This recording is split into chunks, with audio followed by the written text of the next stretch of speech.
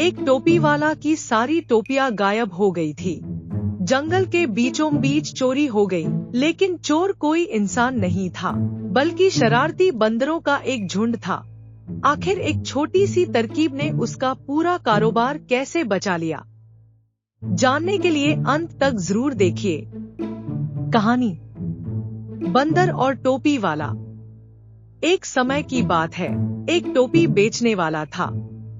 वह गांव-गांव घूमकर रंग-बिरंगी टोपियां बेचता था। वह सारी टोपियां एक बड़ी टोकरी में रखकर अपने सिर पर उठाए चलता था।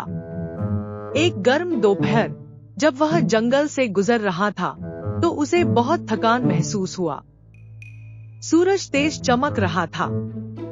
उसने एक बड़े पेड़ के नीचे आराम करने का फैसला किया।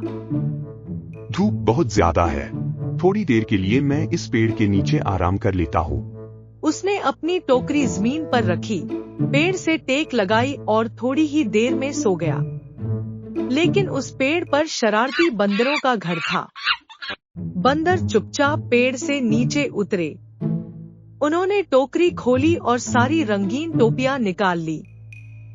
हर बंदर ने एक एक टोपी अपने सिर पर पहन ली और फिर पेड़ पर चढ़ गए। कुछ समय बाद टोपी वाला जागा। उसने अपनी टोकरी देखा। अरे, मेरी टोपियां कहाँ गई? वह चिल्लाया। उसने इधर उधर देखा, फिर ऊपर देखा। वह हैरान रह गया। पेड़ की डालियों पर बंदर बैठे थे और हर बंदर ने उसकी एक एक टोपी पहन रखी थी। टोपी वाला चिल्लाया, मेरी टोपियां वापस करो। बंदर भी उसकी नकल करते हुए मजेदार आवाज में चिल्लाने लगे।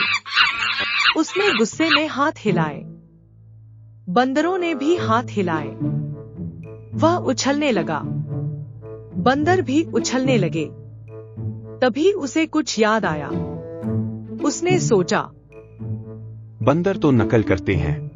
उसे एक उपाय सूझा। उसने अपने सिर की टोपी उतारी और जमीन पर फेंक दी। बंदर उसे ध्यान से देखने लगे।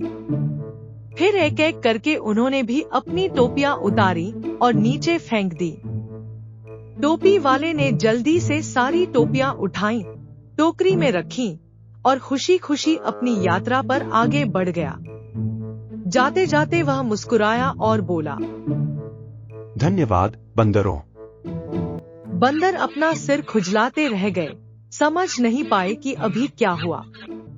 कहानी की सीख, मुश्किल समय में शांत रहें। गुस्सा करने के बजाय अपनी बुद्धि का इस्तेमाल करें। कहानी पसंद आई तो लाइक, शेयर और सब्सक्राइब करना न भूलें। और एक नई कहानी के साथ फिर मिलेंगे दोस्तों।